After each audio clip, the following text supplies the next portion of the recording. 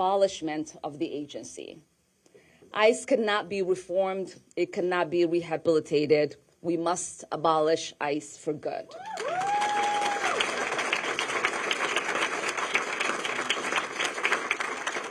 And DHS Secretary Kristi Noem must resign or face impeachment.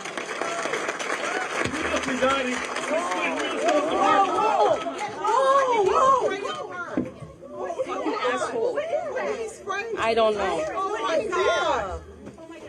Oh my God, he sprayed something on her. I need a napkin to know nothing. No, we will continue. No. Ilhan, you need to go get checked. No. We will continue. These fucking assholes are not going to get away with it. You need to go get checked. No, you don't know what he did. No. That's whatever it is smells so bad. She needs to go get checked. I don't know that's what that was. That's what they want. Please don't let them know. It's not about him, Ilhan. Ilhan, it's not about him. It's about your safety. No, he sprayed something on you.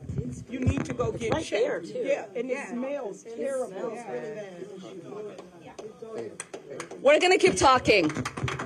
Just give me 10 minutes. Just give me 10 minutes. I beg you. Please don't let them have the show. Please don't let them have the show. Please don't let them have the show. Please don't let them have the show.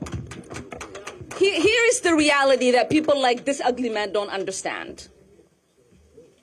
We are Minnesota strong, and we will stay resilient in the face of whatever they might throw at us.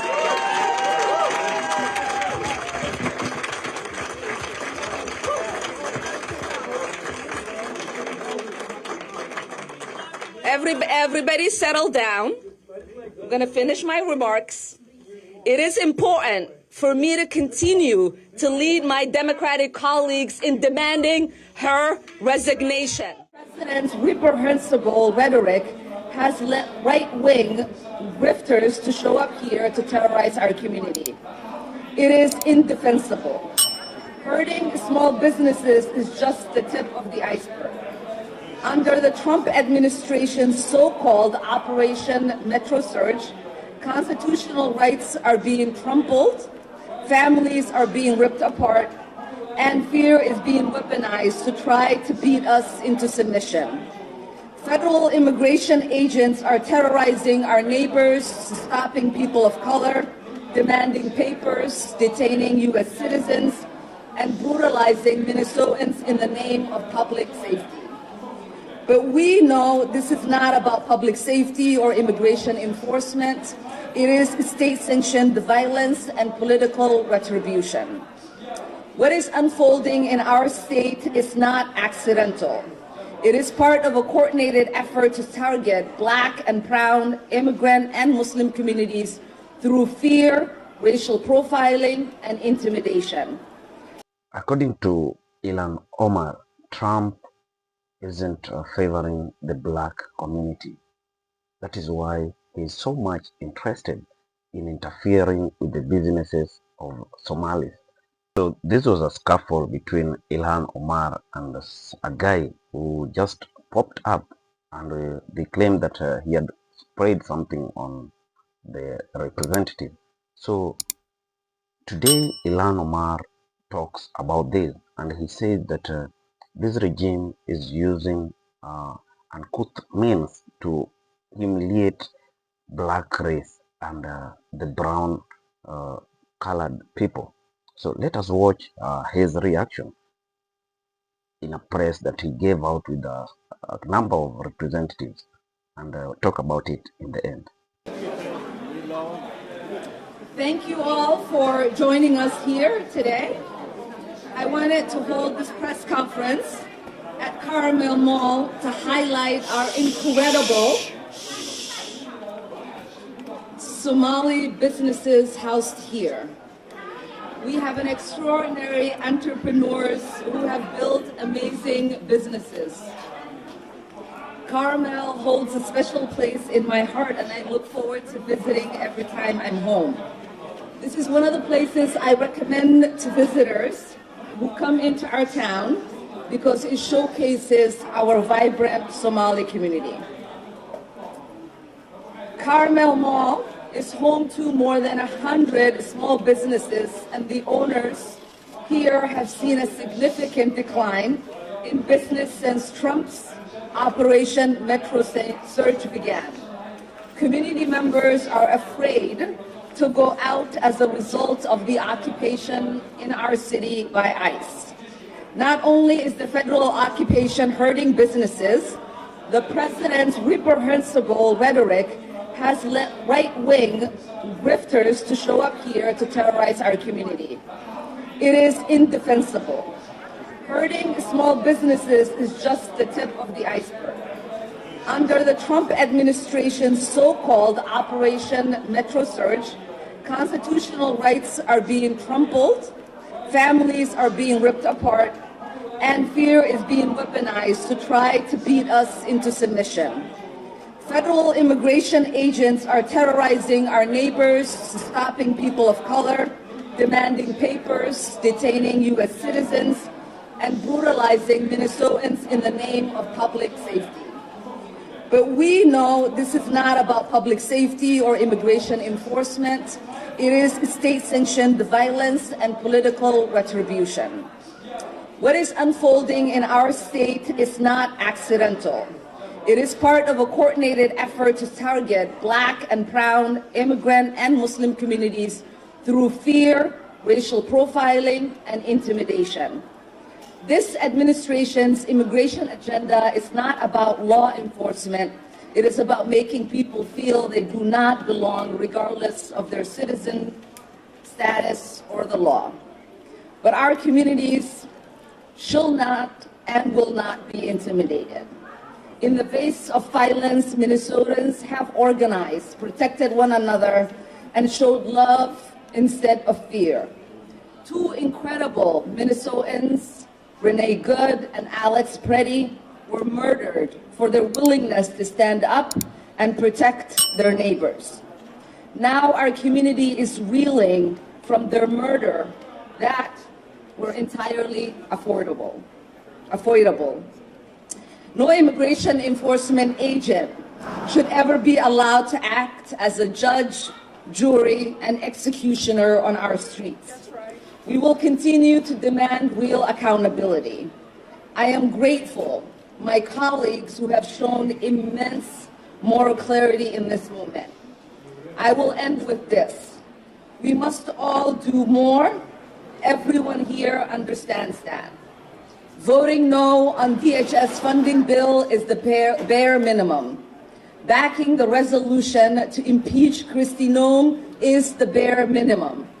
Holding law-breaking ICE agents legally accountable is the bare minimum. We must abolish ICE. This moment demands it. And next, I want to introduce my dear friend and colleague, Congresswoman Ayanna Pressley. Thank you, Ilhan. Earlier today, we visited the sacred space where Alex Preddy was executed in broad daylight. An unarmed citizen whose last words were, "Don't hurt her." One of the many tributes that was at that memorial invoked a scripture that I love as a woman of faith, and it's Isaiah chapter 1, verse 17. Do right, seek justice, defend the oppressed. And that is what brings me here today. Do right, seek justice, defend the oppressed. I'm here as a sister in solidarity with Congresswoman Omar. I'm so grateful for her courageous and steadfast leadership. I'm here in solidarity with Movement Family, who I have been here many times shoulder to shoulder doing justice work alongside. I am here to bear witness. I'm here to listen. And I'm here to help people process their grief and their trauma. know, we all understand that elections have consequences.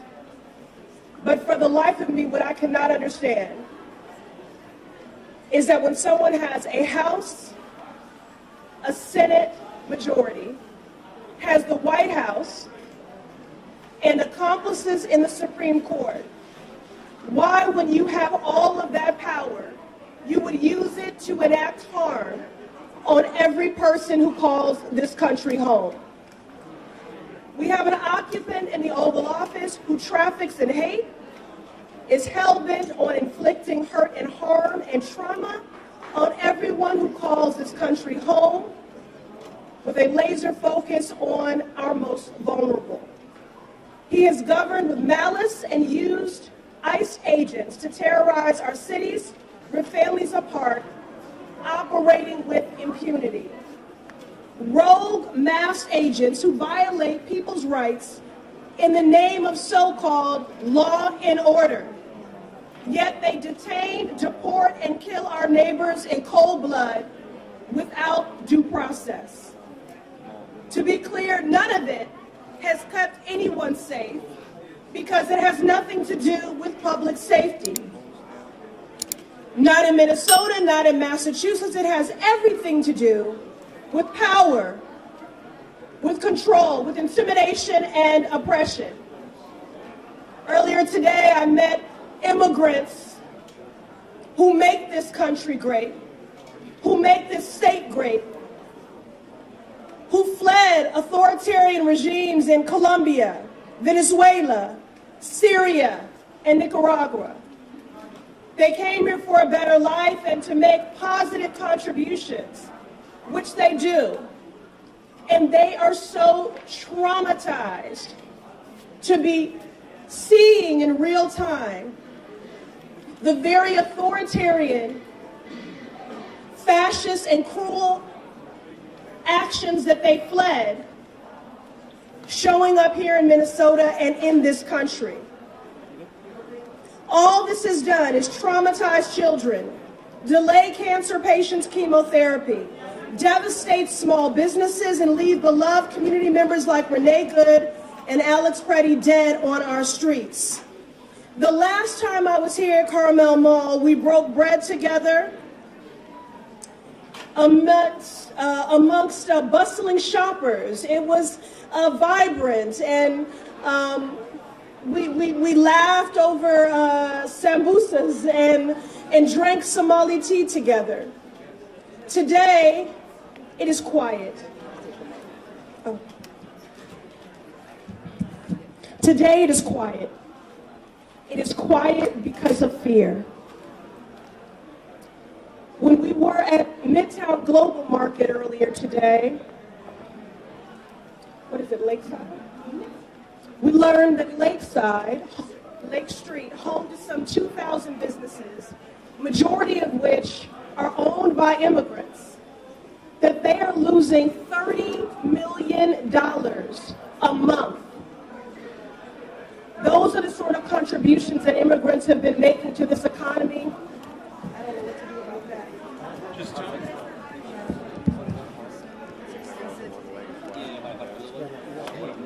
Okay. All right, that's okay. So the point is, this is devastating families and devastating the economy here. That's why we're here today, to stand in community, to choose community over chaos and cruelty. We're here because although there could never be justice, because true justice would mean that Renee Good and Alex Preddy and Keith Porter would still be alive.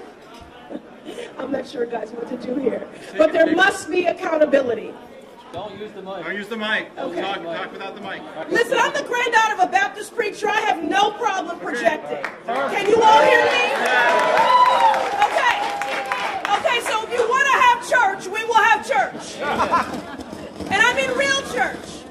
Not people who speak with a mouthful of scriptures, but walk with a heart full of hate. You know, it has been incredible to be here in community today with people who are every day choosing community over chaos and over cruelty. People who are fighting in defense of the true values of this country and in defense of our neighbors. This moment requires accountability. This week, the Senate will take up legislation to fund the Department of Homeland Security, which includes an additional $28 billion for ICE. We are calling on all senators, Democrat and Republican, to vote no, because Congress should not be funding this campaign of terror. And we can't stop there. The agents who brutalized and executed our neighbors cannot walk away freely. They must be held accountable for their crimes. That means passing my bill to end qualified immunity for federal law enforcement, including ICE agents. And it means impeaching Kristi Noem, who is as incompetent as she is dangerous. She is a dangerous cocktail of authority, bigotry, and incompetence, and she must be impeached. We need to abolish ICE and dismantle the systems of oppression that have gotten us to this point.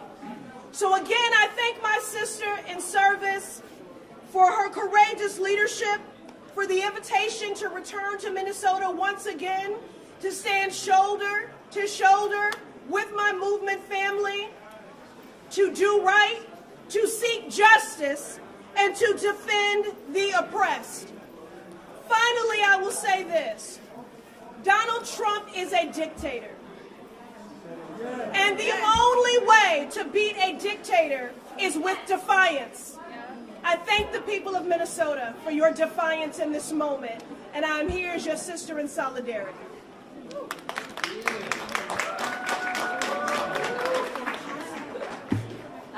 Thank you so much, Ayanna Presley. The Congresswoman, as she said, has visited Minnesota multiple times, whether it was coming with the Congressional Black Caucus to see the opportunities that exist here in Minnesota for all of us, whether it was to come and to protect our beautiful Mississippi River and stand with the Native American community, and now being here to make sure that she's standing in solidarity with us. Next, I want to call on Minnesota State Senator Omar Fateh, who represents this district.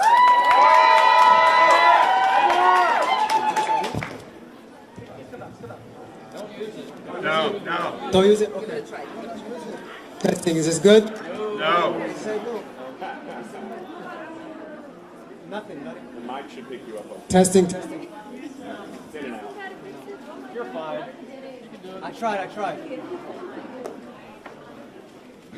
Thank you, members of the public, members of Congress, Congresswoman Ilhan Omar and Congresswoman Presley, and local leaders for joining us here today.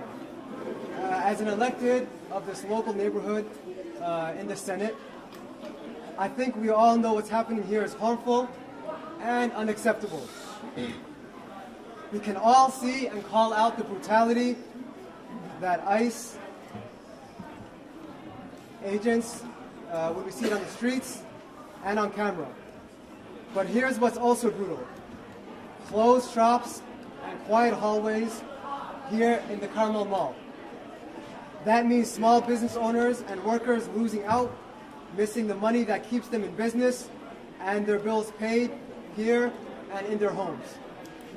One of the freedoms Americans value is the freedom of fear, freedom from fear. And it is the fear of harassment, unlawful arrest, and abuse that's keeping Minnesotans in their homes right now. We need ICE, Border Patrol, and unwelcome federal agents to leave our state and to go back to where they belong. And that's testifying in front of Congress about what they've done here and who sent them. And they should be charged for their abuse of power. Yes. District 62 has been a lot, and that's the district that I represent. It's been through the death of George Floyd, the murder of George Floyd, the recovery from being one of the hardest hit districts from COVID-19 pandemic. It's the district in which both Renee Good and Alex Purdy has been murdered at the hands of federal ICE agents. in response to that, we've seen that our neighbors have stood up. Our neighborhoods have formed response groups. They've taken to the streets to peacefully observe and to fight back peacefully. And what we've seen time and time again is that we have the full force of the federal government putting its weight on our state and on our city. $170+ billion in this operation in a time in which they've been gutting healthcare, in a time in which they're saying there's no money to support our folks struggling with housing or our small businesses, but they have the money to arrest and detain not only our immigrants, but U.S. citizens unlawfully. And so we've seen these racist tactics from our federal government in the past. I'm the son of immigrants from Somalia. My father immigrated here before I was born in 1963 to Montana. He immigrated here the same year as the racist statement from George Wallace, in which he said, segregation now, segregation tomorrow, segregation forever. And now we've seen that same racist tactics, it seems like, coming full circle from our federal government. But we are stronger than that. And instead of our federal government wanting to make an example out of Minnesota, instead we have set an example for the nation. We've set the example of how to fight back and how to push back. And so right now, what we're calling for our congressional members and our leaders to do is that, number one, do not fund the DHS bill, to impeach Kristi Noem, to abolish ICE, and for our governor to enact a moratorium on evictions. And so with that, I want to thank you all, and I'll pass it off to my sister, Representative Aisha Gomez.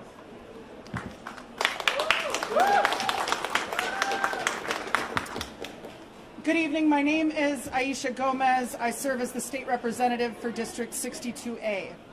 We're in District 62A now, and as Senator Fata pointed out, we both represent the area where Renee Good was murdered and where Alex Preddy was murdered. Today is day 58 of the invasion of our city and our state by masked secret police acting on behalf of a totalitarian, authoritarian regime on the march. Yesterday, 22 neighbors were charged by complaint in federal court with resisting or impeding ICE.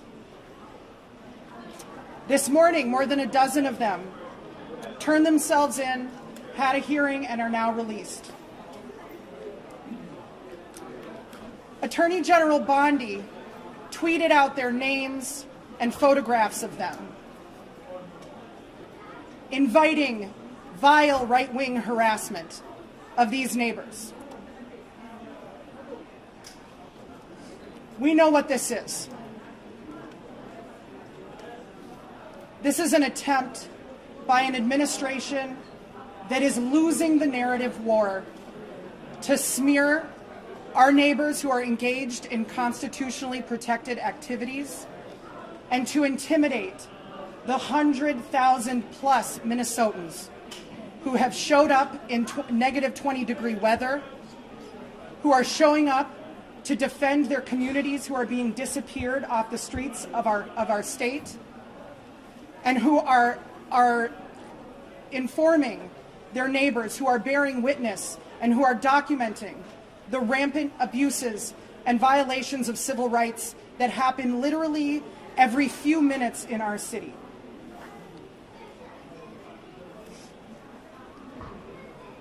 But they don't know Minnesotans. For the last 58 days, our communities have lived under siege. And for people who don't live here, I think it's sort of an abstraction. But parents walking their kids to school see people kidnapped off the streets. Families are sheltering in place and not going to work, not opening their businesses, not going shopping, not going to medical appointments. You can imagine the cascading impacts of this on one small community.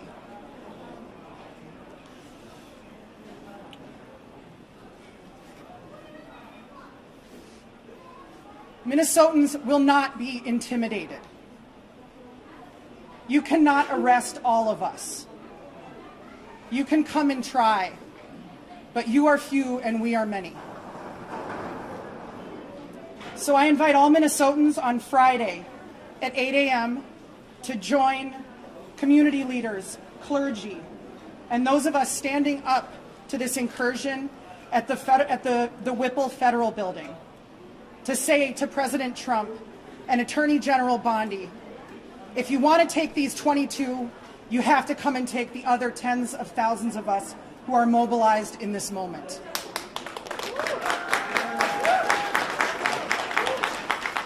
That same day, Friday, January 30th, there is a nationwide shutdown, and we will be gathering in downtown Minneapolis at 2 p.m.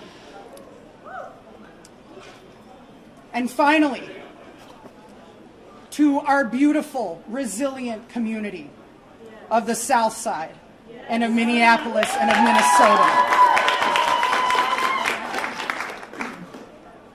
We all work for you, and I can speak for all of us and say that we have never been so proud to be Southsiders in our whole lives.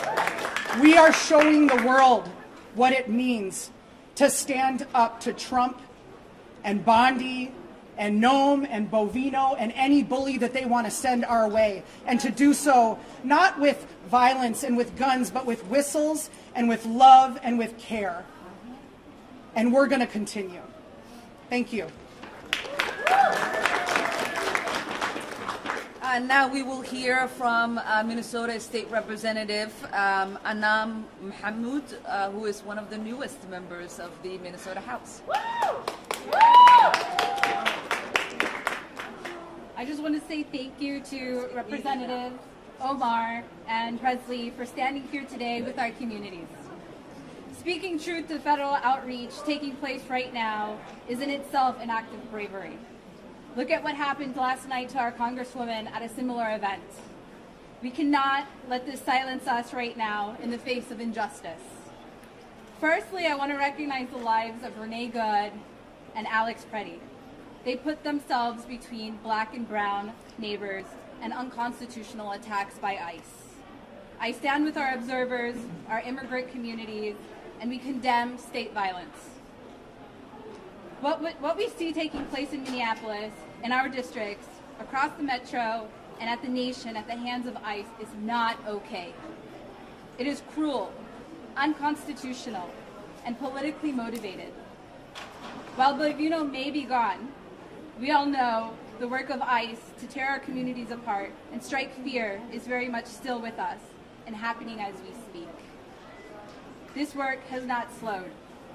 Right now, I see neighbors who are terrified to leave their homes, and families who are sick about loved ones who didn't come home, only to learn of them a few days later in El Paso, in an ICE detention center.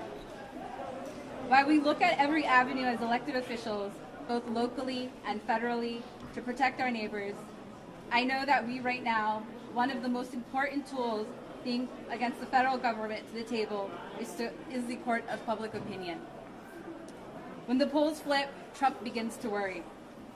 Our activated neighbors protesting, observing, and doing mutual aid work right now are so important in making sure the nation sees what is taking place and that the federal government is held at some level of account, and we are protecting those at risk in our communities. May one ask is that you don't lose hope right now. Continue to speak truth about the injustice at every opportunity, and that you remain active in this fight. I'll be standing with all of you. And lastly, we will hear from City Council woman Aisha Chaktai, who represents Ward 10, where we are at.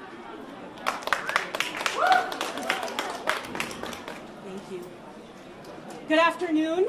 My name is Aisha Chuktai. I live in the Whittier neighborhood. I'm a Southsider, just 5 blocks away from the site where Alex Preddy was executed in broad daylight on Saturday morning. I want to tell you a little bit about this neighborhood. Whittier, we affectionately call the international neighborhood This is home to one of the youngest communities in our state. The largest census tract of children under the age of 18 live in this neighborhood. We are home to a 90% renter community where a large number of families are cost burdened. We are home here in Carmel Mall, which is the largest cultural mall in the state, where 100 plus businesses serve our community every day. Minneapolis, South Minneapolis, is going through an unspeakable crisis right now. And as we are seeing masked agents of chaos, murderers and child kidnappers come into our community and occupy us and steal and abduct our beloved neighbors, hundreds and hundreds of you are stepping up, and you are getting your whistles and you're getting trained, and you're showing up every day to make sure that not one more family gets taken from us. Not one more family gets stolen from us. In this moment, thousands of families in the Twin Cities and across our state are sheltering at home because the choice in front of them is whether they're going to lose their life or they're going to lose their home come Sunday, February 1st. There are two things every single person can do right now. First, you can organize. If you don't live in Minneapolis, if you are not under occupation right now, people like Tom Homan and Kristi Noem are not going to stop here. They may be coming to your city next. You need to get organized. Get to know your neighbors. Figure out how you are going to keep families together. This is the most important task in front of us right now. The second thing every person can do is join Southsiders in calling our governor, Tim Walz, former vice presidential candidate, to enact an eviction moratorium right now to help keep families together, help keep families in their homes. I'm really grateful to Congresswoman Omar and Congresswoman Presley for their work in Washington to rein in this out-of-control, murderous regime. And I want to thank all of you for being here today. Thank you. Thank you, Aisha. And with that, we will take a few questions. What is your message? We'll call on top. Congresswoman Omar, any concern about doing events like this? Any fear after what happened to you last night at the town hall meeting? Well, I think my presence here should tell you that the fear and intimidation doesn't work on me.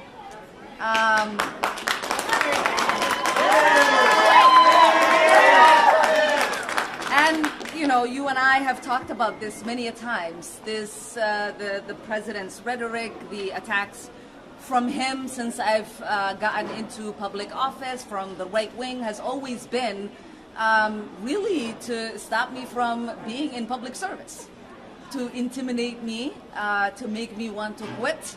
And my only message is it hasn't worked thus far and it's not going to work in the future. Congresswoman, blame this rhetoric for what happened last night, and I'm wondering what, if anything, you heard from your Republican colleagues. You know, blame is very interesting, but facts are more important. And what the facts have shown since I've gotten into elected office is that every time the President of the United States has chosen to use hateful rhetoric to talk about me and the community that I represent, my death threats skyrocket. For 4 years, when he was in office, the first 2 years I was state rep, and the last 2 years I was a member of Congress. It was maybe my second or third week when he started attacking me. I became a freshman who nobody should have actually known I existed because I wielded no power, to having the most death threats of any member of Congress. To the point where I had to have 6 Capitol Police officers providing 24-hour detail to me and my family.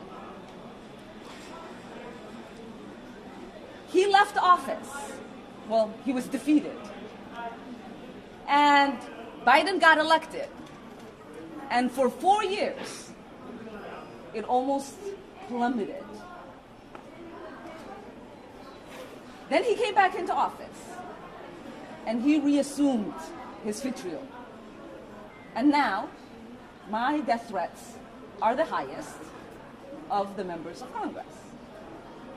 And last night, the man that attacked me was specifically upset that Trump's order to deport Somalis was not yielding enough deportations of Somalis.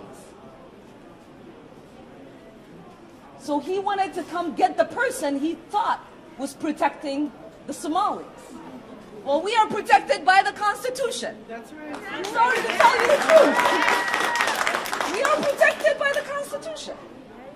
And so I do believe that the facts of the situation are that I wouldn't be where I am at today, having to pay for security, having the government to think about providing me security if Donald Trump wasn't in office and if he wasn't so obsessed with me.